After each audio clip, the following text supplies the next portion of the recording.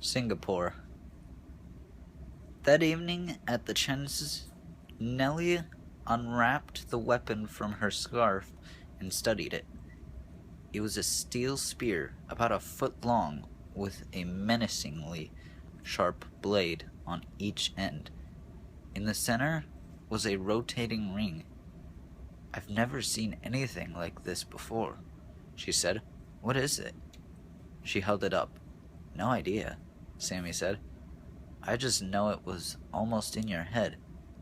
He put his arms around her. "Will you lose all respect for me when I tell you I was scared?" "I was scared too. You almost got yourself killed trying to tackle him." "I wanted to kill him." Nellie rested her head against his shoulder. "He would have killed you." At that moment, I didn't care. Nellie drew back. "Sammy, he knew my name." "I know. I don't like this. Did you notice that he called us kiddos? That's what I call Amy and Dan." "Coincidence?" "No." Nellie shook her head. "It was a threat. I'm sure of it. Remember how he emphasized it? He wanted me to know that the inner circle was invaded. There are only a few people who know I call Amy and Dan kiddos, and I trust all of them." She looked at him worriedly. "It was a threat just as much as the spear was." She carefully wrapped her scarf around it. "The first thing we have to do is figure out what exactly this is." Sammy suddenly crossed to the window. He motioned to Nellie to switch off the light. "What is it?" she whispered. "Somebody's out there." Nellie moved through the dusky room and peered out behind the curtain. The trees and shrubbery she admired now seemed treacherous places for people to hide. A shadow moved out from the wall. Nellie tensed. But it was only Mabel, a blur of white shirt against dark green. Sammy let out a relieved breath and pushed open the French doors. They walked out onto the patio. "Mabel!" Nellie exclaimed. "You scared us. What are you doing out here?" "Shh," she said, drawing them farther into the shadows. "I have to talk to you before you go inside. I found something out while you were gone." Mabel looked around. I think my parents might be in league with the outcast." "What makes you say that?" Sammy shot an uneasy glance at Nellie. "I can't believe it." Mabel's face grew stormy. "Right. I imagine things. I'm too sensitive. I read too much. I need to calm down and go to my room. I've heard it all, Sammy, but I didn't expect to hear it from you." Sammy took a breath. "Okay. I'm sorry. What did you find out?" "I did some investigating on the home computer," Mabel said. "My mom's password is so lame.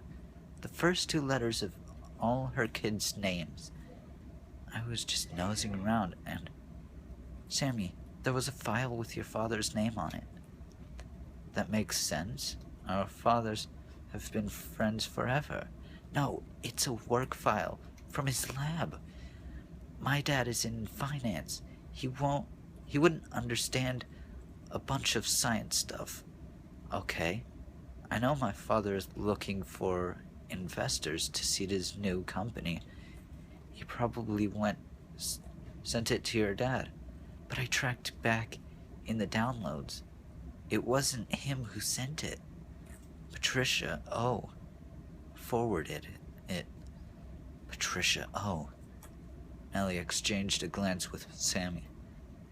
I'm guessing that she's not friends with your dad, Mabel said. It was all these lab notes from some experiments he did on algae fermentation and combustion rates for his biofuel research. Yes, Sammy said.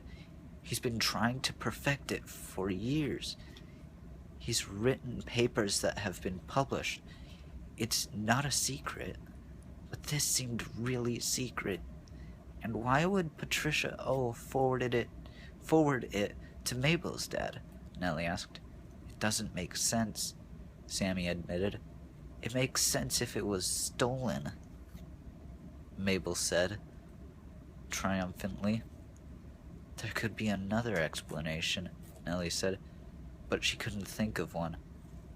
These were Sammy's godparents. Would James betray his best friend? Suddenly she remembered meeting him this morning. She'd called Amy and Dan her kiddos. Suspicion sent a jolt through her. Well, I'm going to find out, Mabel declared. You'd spy on your own parents? Nellie asked. Sure, I do it all the time, Mabel said. I mean, usually it's about vacation plans or Christmas presents. It's never anything huge like this. It's just that I have to know things. I don't like being kept in the dark. Mabel, I don't want you to spy on your parents, Sammy said. That's just wrong, no matter what. And anyway, there's an easy way to solve this mystery. I'll just ask my dad about it. He'll clear it up. But Sammy looked uneasy. Nellie knew he was worried because he hadn't heard from his parents. Okay, call him right now, Mabel said. It's morning in San Francisco. Reluctantly, Sammy dug for his phone. He punched out the number on speed dial. He pressed the phone to his ear. Nellie saw his face change. The number's been disconnected, he said. Something weird is going on, Mabel said. I told you. Mabel, this isn't a game, Sammy said. This is serious, more serious than you know. I can't let you. Mabel's voice rose in fury. You can't stop me. Stop you from what? James Chen loomed out of the shadows. He put his hand on his daughter's shoulder and gave a tight smile. What mischief are you planning? Nellie stared at that hand on Mabel's shoulder.